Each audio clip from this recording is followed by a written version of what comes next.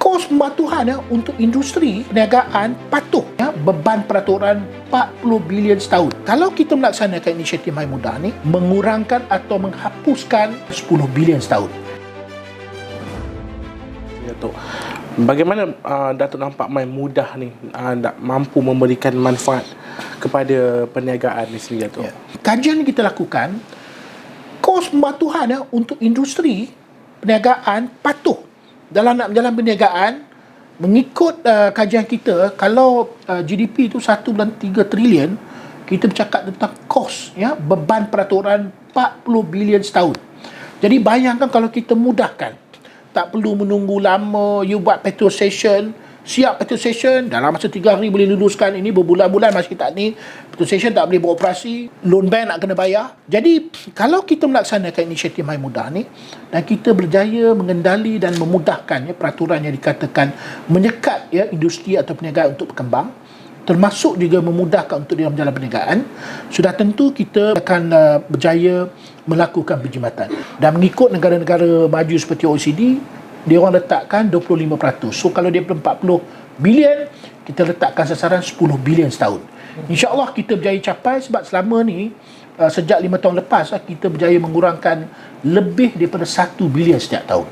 Tapi melalui My Mudah sekarang ni, kita akan pergi ke peringkat negeri. Sekarang ni banyak dekat peringkat kerajaan pusat.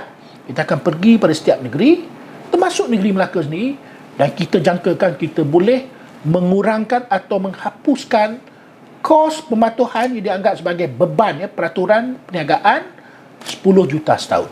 Jadi kita guna juga UPC ni. Kita juga guna juga pendekatan yang secara konvensional, round table discussion, kita ada town hall session. Nak berurusan dengan My Mudah ni secara terus. Kalau nak Paling mudah visit consultation portal. Kita punya pemegang taruh boleh tengok, menteri kita boleh tengok, cashier kita boleh tengok, apa maklumat ada dalam tu.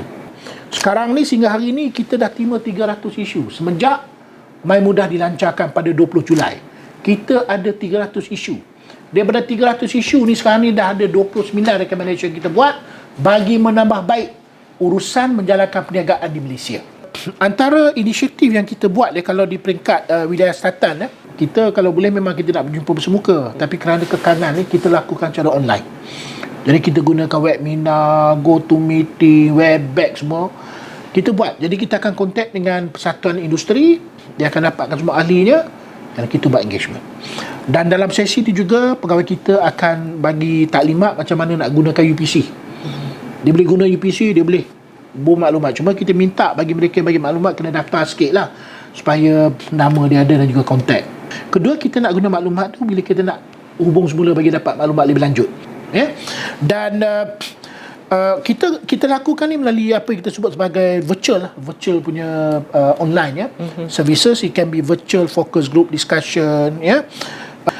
Contohnya kalau di peringkat wilayah selatan, satu sesi yang kita panggil reducing unnecessary regulatory burden to support economic growth, di mana telah melibatkan 57 wakil yang datang daripada 17 persatuan perniagaan, termasuk juga daripada syarikat swasta dan juga government link company. Kita dapat semua maklumat ni, isu ni.